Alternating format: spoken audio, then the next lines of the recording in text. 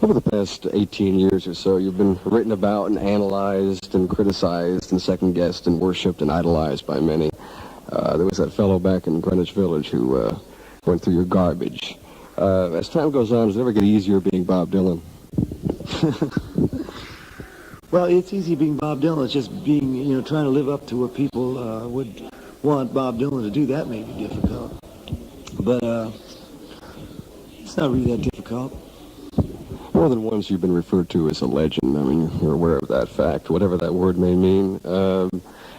Is it difficult living up to those expectations? Is it something you learn to live with, or is it a burden sometimes? Well, the things I've done in the past, which would lead up to that, some of those things I do, and I still do, and some things I don't do. So, as long as I keep it straight in my mind who I am and not get that confused with who I'm supposed to be, I think I'll be all right. You've said in the past that the songs are already there. I think Woody Guthrie may have said that too, and that your job is to put them down on paper. Is that to say that writing your songs come easily? Yeah, the best ones come real easy. Do you ever find yourself pondering the phrasing of a line for an hour or so? Mm-hmm. There have been hundreds of analysis of your songs over the years. You're aware of that. Do any of your songs mean something totally different now than maybe they did when you wrote them originally? Or does the meaning remain the same? The meaning stays the same. They don't change. I may change in some bring out certain parts of them that maybe not so evident years ago as maybe more evident to me now, but they don't change. Last night, for example, on Simple Twist of Fate, you did some different lyrics in there. If you change lyrics in songs, is it spontaneous or is it planned out? You see, that particular song was recorded, I think, 2 times. And one time it had one set of lyrics and then another had another set of lyrics. But the difference in the lyrics wasn't that, detrimental to the meaning of the song on that particular song. I may sing some one night and another night, depending on what's comes to my mind at the time. But the gist of the song is exactly the same. Does it bother you when people try to pick apart your lyrics, or should they be satisfied with it meaning to them whatever they would like it to mean to them, as opposed to what it is you mean? Yeah, I think so. I think someplace there's a road there that what I intend it to mean, and what they think it means probably means something in the middle there, something, part of both. Doing the older songs that you do they mean something different in 1980? Does Blowin' in the Wind mean something different in 1980 than it meant in 1962? No, it's no different. I think it means the same thing. Yeah. Your career has been marked by many changes. How much do you concern yourself about how quickly people will accept your changes? Well, you just hope for the best. You just hope people will come and see you, and if they don't come and see you, then I guess it's time to stop. Some critics have not been kind as a result of the past 2 albums because of the religious content. Does that surprise you? Well, for example, they've said, some have said that you're proselytizing. Is Jesus Christ the answer for all of us in your mind? Yeah, that's. I would say that. In order to, what we're talking about is the nature of God, and I think you have to, in order to go to God, have to go through Jesus. Yeah, you have to understand that. You have to have an experience with that. Would you like to have us come away from your shows, hopefully thinking more deeply in that direction? Oh boy, I don't know. I don't get into what people feel as they leave the shows. You're not preaching to us. No. I'm not. I could do a little bit of this and a little bit of that, but right now I'm just content to play these shows. I don't have. This is a stage show we're doing. It's not a salvation ceremony. So first saw you on the Les Crane Show back in, it must have been 1964 or so. You did Baby Blue and It's All Right, Mom. Since then, you've only done TV a couple of times. Johnny Cash, the John Hammond PBS tribute, and one other. Do you have any interest in being exposed on the tube at all? No, I really don't. I don't like, really, it seems funny for me to say I don't really care for the bright lights that much. As far as interviews, too, you haven't done that many interviews over the years. So reason for that, necessarily? No particular reason. Pennebaker's film, the Cinema Verite documentary of kind of a day in the life of Bob Dylan called Don't Look Back is a great film, I think, and it's very seldom shown. Do you have any rights to that film at all? I don't know what the situation with that film is. Because I know it was shown once at a Pennebaker Film Festival, and other than that, first run back in whatever year it came out, and since then it hasn't been shown at all. I don't know much about that. When you listen to current music, are you influenced at all by what you hear? Do current trends concern you at all? Yeah, current trends, not so much. The songwriters that I admire, but You've always done your own thing. Back when the Beatles did Sgt. Pepper and the Stones did Satanic Majesties, you came out with John Wesley Harding, which was totally against the grain of the psychedelic. Yeah, I wasn't going that direction of that type of. Never was. I try to keep my music simple. Your albums are a little more produced these days than they used to be. If that's what you call it. Do you still use the same recording technique? Oh, I'd say over the course of a year, maybe a period of 6 days in the studio. That's probably it. If I can't make a record in 6 days, I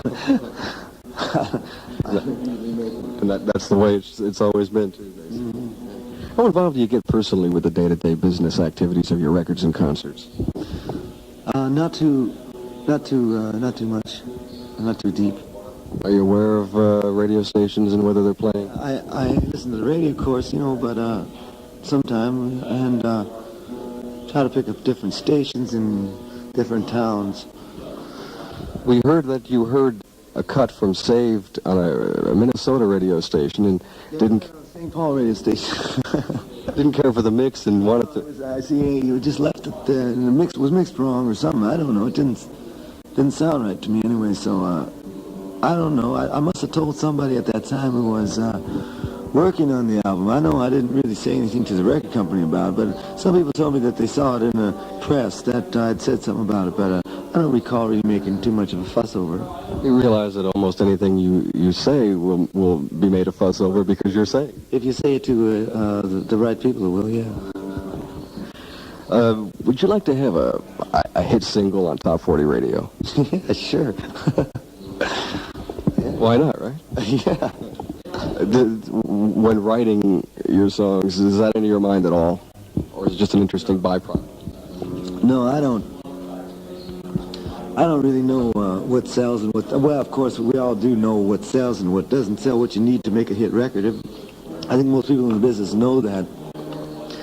But I don't usually think of just that being the end result, because I'd rather keep my songs and make them happen so they last a while, rather than just be a hit record and gone.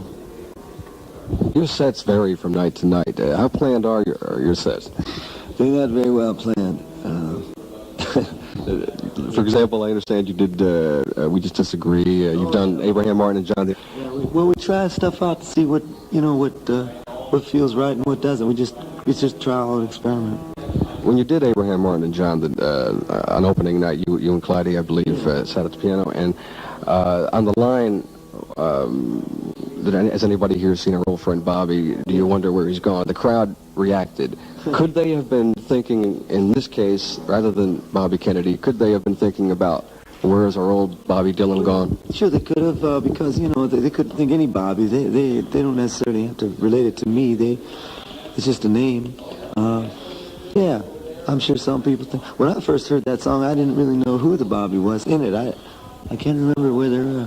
I didn't put that together for a while. I put together the rest of the names, but for some reason I kind of was slow on that for me. Just digressing for a moment, going back to your Budokan tour, that was a different feel, a different look for you too, as far as the way you dressed on stage and the way you did the songs. In fact, I remember when you did it here at the Oakland Coliseum, you made the statement, you've been reading that this tour is so busy and disco, but we know better than that. In a way, I thought that you may be goofing on a bunch of us, maybe on the world with that. They always say something, it's in the newspaper, I don't know who does it really, but it's always misinterpreted in some way. Like the last show we had out was some kind of, it was like a gospel show. Well, it was, because most of my stuff, all of my stuff at that time was influenced or written right off the gospel. But that was no reason to say it wasn't a musical show. And for some people, they just went on one side and they forgot to say that it was also, had different aspects of it rather than just preaching from the Bible, which, a lot of people when they read something like that, they'll say, well, I can read my own Bible. I don't have to get it preached at me, And they decide not to come. Or else a lot of people just turned off by the Bible, and which is the case nowadays too. Maybe it could be something as simple as people knowing and loving your older songs so much, and they mean so much to them that they so much wanted to hear them. Yeah, that's true. But don't forget, now people say a lot of stuff they don't mean. And there's different reasons for saying this and different reasons for saying that. You may say one thing in a certain predicament and you find yourself in another predicament. You may find yourself saying, the totally opposite thing. So when I hear that, oh yeah, people, they expected me to sing the old songs, well, I was singing those old songs. We did a tour for, must have been, 9 months, singing them all over the world. And there was a lot of complaints about that. I mean, at that tour, in fact, they had more complaints than the last tour we did. Because people said, well, it doesn't sound like he used to sound, and the arrangements are disco and they're slick. Well, that wasn't necessarily true. It wasn't disco. It wasn't slick, and people couldn't see beyond that. Beyond, it's like when you have your hand up in front of your eye, you can't see your hand. You've had those problems before, the Newport Folk Festival, way back, when you did the acoustic set and then came back with Mike Bloomfield and a bunch of people doing the electric... I don't know how I keep going, I don't have any plan, I'll tell you that much. It's day by day, that's all I can think. You do some great new songs in the sets here at the Warfield, too. Are you working currently on the new album? Of course, you're performing now, but what are your plans on the new? I don't know. Like I say, I may record an album when the time feels right. I'll take whatever I have into the studio and record it.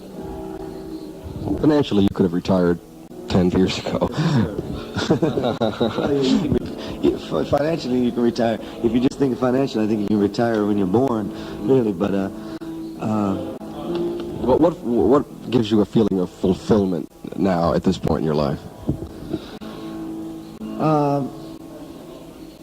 Just watching, seeing different growth in people, and trying to love as much as I can.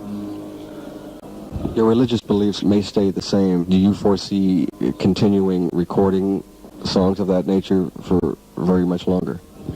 Well, the way things change now, I don't know what's going to change out of this, which way it's going to go. I'm sure it's going to have some change. You can't record every album and have it be a saved type album, because that's, you just don't get that many kind of songs all in a row like that. So I'm sure it'll be some difference, but I couldn't say what it would be. You have a yacht now. Are you enjoying yachting? A yacht. It's a sailing ship. It's like an old schooner. Me and this other guy have it. It took about 3 years to build it. It was built from the ground up. And I don't know. It's just there.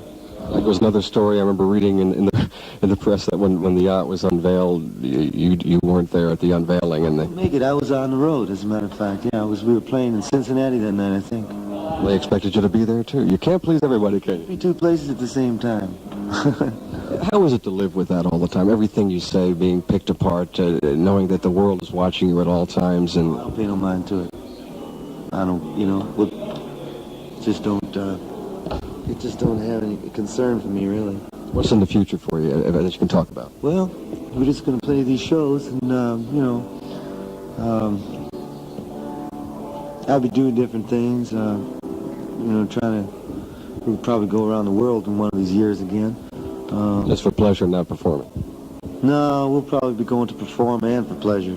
I like to mix business with pleasure. You're on the road a lot, aren't you? Yeah, well, half the year. That's not, some people on more, some people on less, but about half the year. Bob, thank you very, very much. I certainly appreciated it, and I've been looking forward to this for a long time.